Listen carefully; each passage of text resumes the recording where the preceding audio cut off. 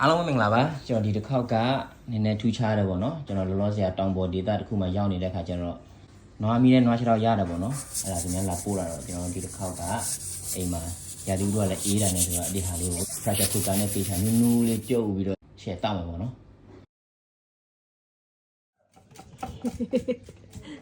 ဘိုင်အဲ့တော့ကျွန်တော်တို့ပေါ့နော်နွားခြေထောက်ကိုဒီကောင်မခုတ်ခင်တော့တန့်ရှင်းလောက်တာဒီကောင်ရေနွေးနဲ့သူ့အမွှေးတွေအရင်ချွတ်ထားပြီးတော့ဒီကောင်ကိုမီးကင်ပြီးတော့အပေါ်အရေကုန်တစ်ဖက်ပေါ့နော်အပေါ်ရေကုန်တစ်ပြားကိုတော့အချစ်ထုတ်မှာတော့အချစ်ထုတ်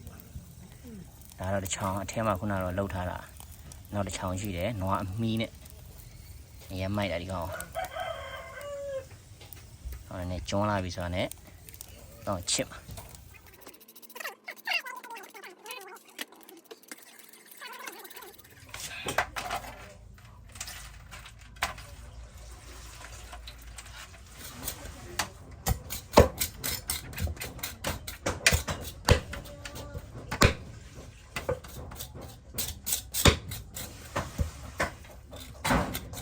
အဲ့ကောင်သူအယိုးအရင်ချိုးရတာအယိုးချိုး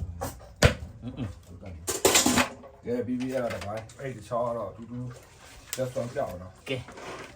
လက်စွမ်းပြမယ်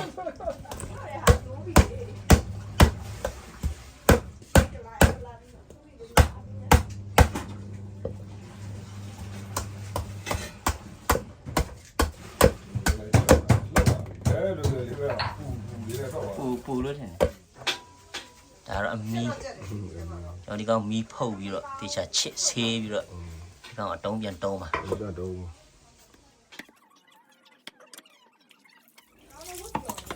အမီးတွေတုံးထား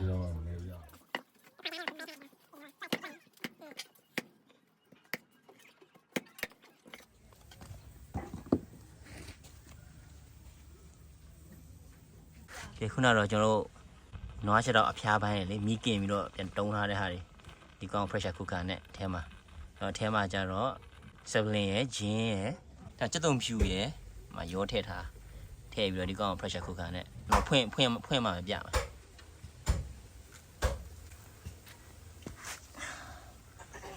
ตายาနေရော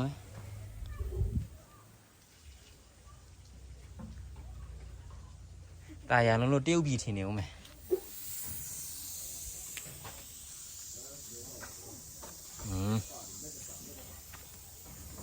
စက်သုံးမိတ်ရတော့ share ပဲအိမ်အတွက်စက်သုံးမိတ်မာတော့ရှာကြီးဒီမာတဲ့ဝိတ်တော့ခုနကတော့အမီးနဲ့အမဲချစ်တော့ pressure cooker နဲ့တေချာလေးအထဲမှာတေချာခွတ်ထားတာတေချာလေးတည်ထားတာပြောတာတည်ထားတာမရှိလို့ဆိုရင်ဒီကောင်15မိနစ်လောက်ရှိတော့မယ်ဒီကောင်အနည်းဆုံးမိနစ်30 45မိနစ်လောက်အထိတည်ထားမယ်ပေါ့နော်အဲ့ဒါမှသူကအရင်အီလေးဖြစ်မှာ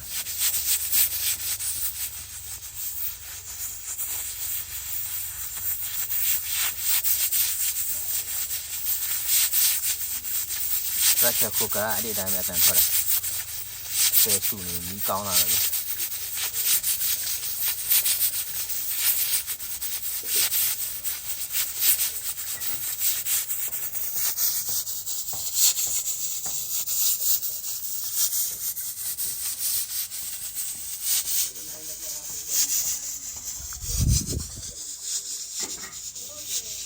နောက်မှာတော့တောင်တန်း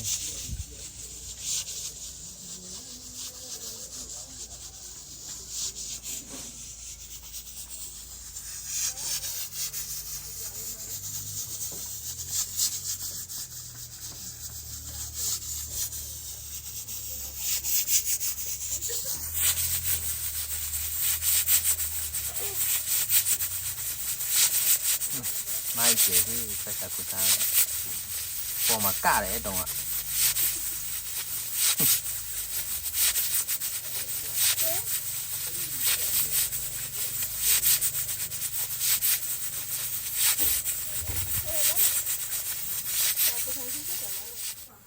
ဲကျွန်တော်တို့အခုပဲဒီကောင်းကိုတည်ထားတာနိုင်ယူကကြော့ပေါ့နော်မိနစ်45မိနစ်လောက်ရှိပြီဆိုတော့ဒီကောင်းကိုလုံးဝချထားတာ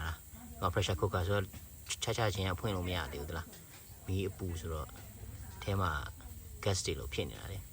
အဲဆိုဒီကောင်ခဏနေပြီးတော့အေးထားပြီးတော့ခဏလေးလေးတွေထဲကလေးတွေကုံသွားမှပဲဖွင့်မှာလောလောဆယ်ချထားပြုံးဒီချိန်ရုတ်တရက်ဖွင့်လို့တော့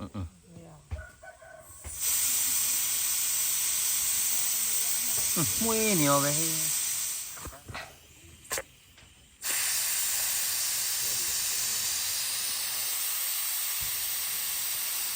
ကဲငြိမ်သွားရင်ဖွင့်တော့မနော်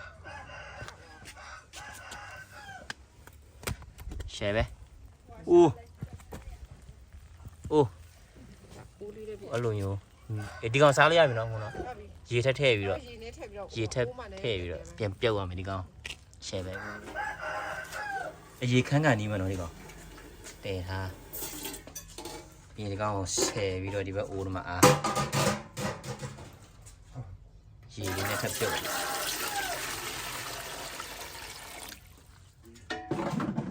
သူ့အစီမယူတော့လားယူတဲ့အထက်ကိုပြန်ယူထက်ပါတော့အကုန်ပြန်ထည့်ပါဘော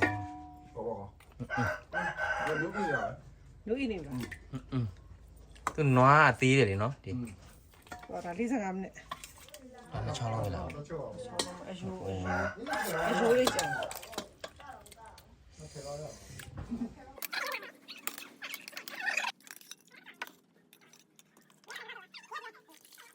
ကဲကျွန်တော်ဒီကောင်ကိုရေနဲ့ထထိုးပြီးတော့အိုးကြီးနဲ့ပြုတ်ထားမှရေနဲ့အကြိုင်မပြုတ်တော့မလားမပြုတ်တော့ခဏပဲဒီကောင်ကိုစူတဲ့အထိခဏထားပြီးတော့စားလို့ရပြီဒီထဲမှာချုံမိုးစားခတ်ပြီးတော့ရေထထိုးထားတာပေါ့ပြုတ်ရေတောက်ရအောင်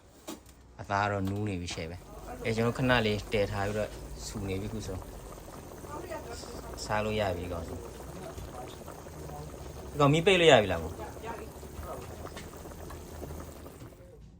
ရှယ်ပဲက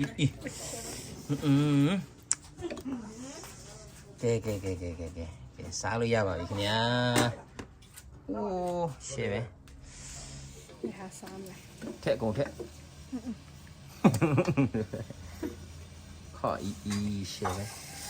အိုးမိုက်လိုက်တာဟေးဒါကြတော့မီးရဲ့အရင်ပိုင်း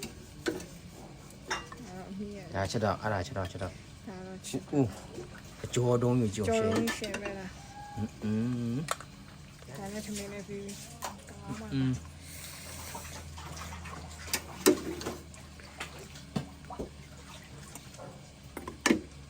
ာင်းလိုက်တာအိုးရှယ်ပဲ